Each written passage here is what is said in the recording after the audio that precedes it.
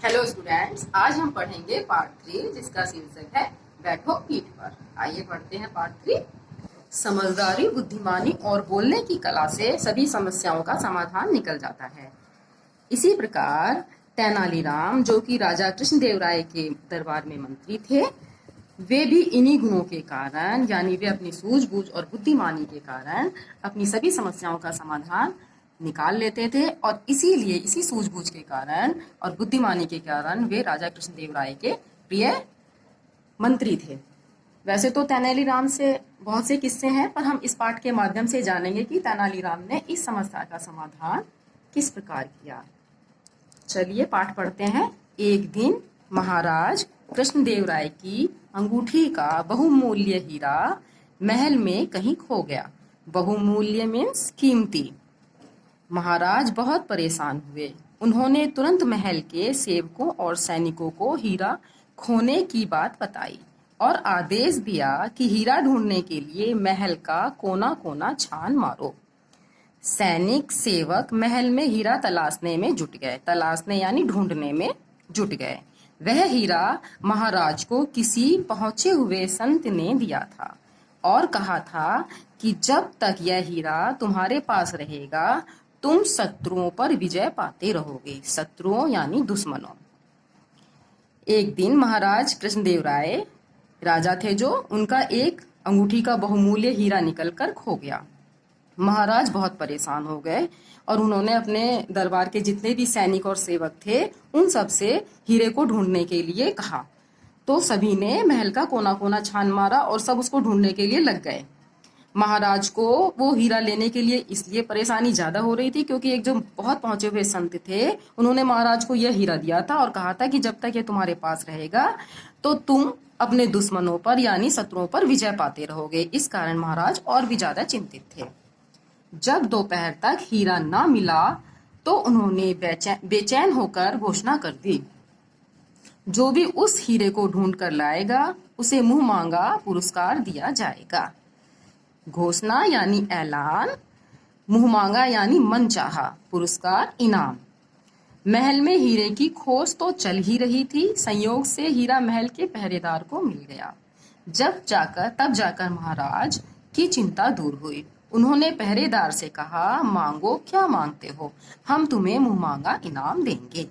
जब दोपहर तक हीरा नहीं मिला तो राजा को और भी ज्यादा चिंता हो गई। तो उन्होंने यह घोषणा कर दी, ऐलान कर दिया कि जो भी इस हीरे को ढूंढ कर लाएगा उसको हम मुंह मांगा मनचाहा इनाम देंगे। और हीरे की खोज और भी ज्यादा तेज हो गई तो वो जो है भाग्य से एक पहरेदार को मिल गया। महाराज की जब चिंता दूर हुई, जब पता चला कि पहरेदार को हीरा मिल गया, तब पहरेदार से राजा ने कहा कि तुम्हें जो मांगना है तुम वो मांग सकते हो। पहरेदार सोचने लगा कि क्या मांगे, उसे कुछ भी समझ में नहीं आया। तो वह बोला, अंदाता मुझे कल तक का समय दे दे। महाराज ने उसकी बात मान ली। पहरेदार को कुछ समझ नहीं आया तो उसने राजा से कहा कि राजा जी, महाराज जी, मुझे कल तक का समय आप दे दो, मैं कल मांग लूंगा। उसी दिन मंत्री के दिमाग में कुछ खुराफात सूझी। खुराफात यानी शरारत। उसने तुरंत सेनापति को बुलाकर कहा, किसी भी तरह उस पहरेदार को फुसलाओ और कहो कि कल वह सम्राट से तेनालीराम की पीठ पर बैठकर बाजार की सैर करने की इच्छा जाहिर करे। महाराज ने चूंकि मुंह मांगा इनाम देने की घोषणा की है इसलिए वे इनकार नहीं कर सकेंगे। उसी दिन एक मंत्री जिसने यह सुन लिया था कि उसको मुंह मांगा इनाम मिलेगा, उसके दिमाग में एक शरारत सूझी। उसने तुरंत ही सेनापति को बुलाया और कहा कि इस पहरेदार को बहलाओ, फुसलाओ, ताकि यह सम्राट से यानी राजा से कल तेनालीराम की पीठ पर बैठने की इच्छा जाहिर करे, यानी यह मुंह मांगा इनाम मांगे कि वह तेनालीराम की पीठ पर बैठकर बाजार घूमेगा। क्योंकि महाराज ने मुंह मांगा इनाम देने की घोषणा की है तो इसलिए वह उसको मना नहीं कर पाएंगे। वाह वाह, क्या बात कही। सेनापति सुनकर प्रसन्न हो गए। उसने अपने कक्ष में जाकर तुरंत पहरेदार को बुलाया, तुम कल महाराज से क्या मांगोगे। वाह वाह, जो सेनापति था वह बहुत खुश हो गया, प्रसन्न यानी खुश हो गया, और उसने कक्ष में जाकर, कक्ष यानी कमरे में जाकर तुरंत पहरेदार को बुलाया तुम कल, और पूछा उससे कि तुम राजा से क्या मांगोगे। समझ नहीं आ रहा सेनापति जी, क्या मांगो। दरबारी ने कहा कि मुझे समझ नहीं आ रहा सेनापति जी, मैं क्या मांगू। तुम्हें महाराज से वही मांगना है जो हम कहेंगे। सेनापति ने दरबार से यानी पहरेदार से कहा, तुम वही मांगोगे जो हम तुम्हें कहेंगे। क्या? पहरेदार ने पूछा। सेनापति ने उसे अपनी बात बताई। सुनकर पहरेदार डर गया। उसने भयभीत होकर हामी भर दी। भयभीत यानी डर कर। उसकी बात सुनकर पहरेदार डर गया और उसने हाँ भर दिया। दूसरे दिन महाराज ने उसे बुलाकर पूछा, बोलो क्या मांगते हो। दूसरे दिन जब राजा ने पहरेदार को बुलाया और उससे पूछा कि अब बताओ तुम्हें क्या चाहिए। महाराज हाथ जोड़कर वह डरते डरते बोला, मैं तेनालीराम की पीठ पर बैठकर बाजार घूमना चाहता हूँ। तब पहरेदार ने महाराज से कहा, महाराज मैं तेनालीराम उनकी पीठ पर बैठकर बाजार घूमना चाहता हूँ। महाराज ने अचंभित होकर कहा, तुम होश में तो हो। अचंभित यानी आश्चर्यजनक, आश्चर्य से। महाराज ने आश्चर्य से कहा कि तुम होश में तो हो, क्या कह रहे हो। मैं यही चाहता हूँ महाराज। पहरेदार ने कहा, ठीक है तुम जाओ, कल दरबार में हाजिर होना। महाराज बोले। महाराज ने कहा, ठीक है अब तुम जाओ, कल दरबार में उपस्थित होना। हाजिर यानी उपस्थित होना। महाराज क्या करते, वचन में बंधे थे। उन्होंने तेनालीराम को बुलाकर सारा मामला बताया और पूछा, हम तो बड़ी उलझन में फंस गए हैं तेनालीराम, तुम ही बताओ हम क्या करें। महाराज मजबूर थे क्योंकि उन्होंने घोषणा कर रखी थी कि जो भी हीरा लेकर आएगा उसको वह मुंह मांगा इनाम देंगे।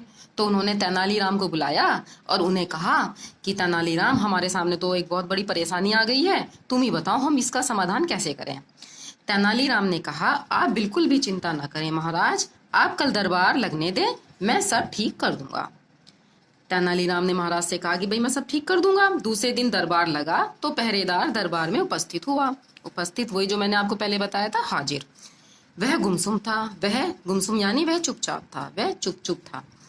तेनालीराम उठे और भरे दरबार में बोले, बंधुओं, महाराज की अंगूठी का हीरा ढूंढने के बदले पहरेदार ने मेरी पीठ पर बैठकर बाजार घूमने की इच्छा जताई है।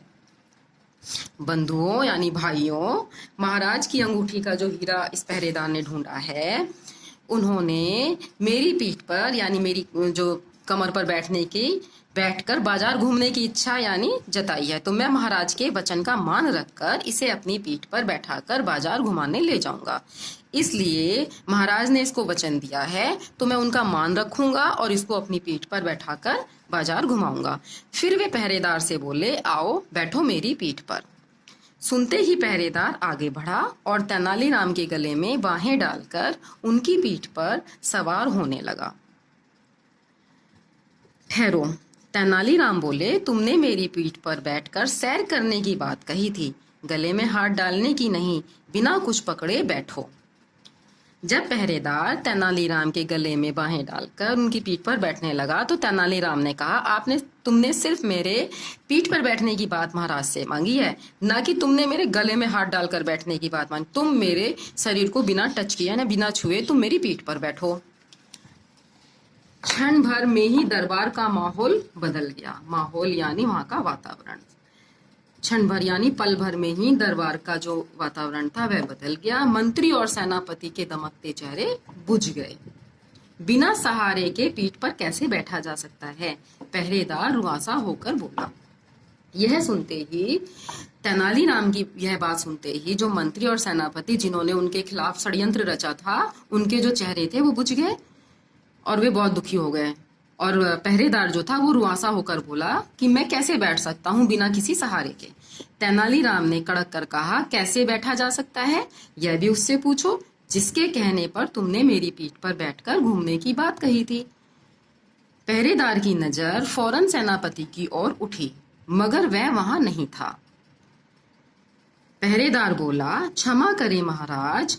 क्षमा यानी माफी। उसने महाराज को पूरी बात बता दी।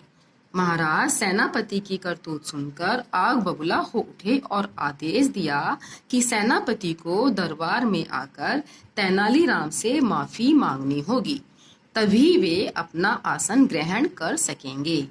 तेनालीराम ने एक बार फिर अपनी बुद्धि का लोहा मनवा लिया था। जब पहरेदार रुआसा हो गया तो उसने फिर तेनालीराम ने गुस्से से आकर बोला कि उनसे ही पूछो जिन्होंने तुम्हें यह सलाह दी है कि तुम मेरी पीठ पर बैठकर बाजार घूमोगे। यह बात भी उन्हीं से पूछो कि तुम मेरी पीठ पर कैसे बैठोगे। पहरेदार की नजर तुरंत ही सेनापति की तरफ गई, जो कि वो वहां पे थे ही नहीं, वे वहां से चले गए थे। पहरेदार ने महाराज से क्षमा मांगी और उन्हें सारी बात बता दी कि सेनापति ने मेरे से यह सब काम करवाया था।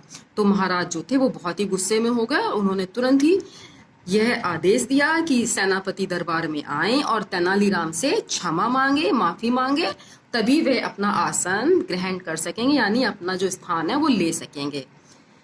इस प्रकार तेनालीराम ने फिर से एक बार तेनालीराम ने अपनी जो बुद्धि है उसका लोहा मनवा दिया। इस प्रकार तो आपने जाना कि तेनालीराम ने अपनी बुद्धि, विवेक और बोलने की कला के कारण अपने आप को दरबार में हंसी का पात्र बनने से किस प्रकार बचाया। इसी कारण वे राजा कृष्णदेव राय के प्रिय मंत्री थे। आप भी अपनी समझदारी और बुद्धि से अपनी परेशानी का समाधान ढूंढ सकते हैं।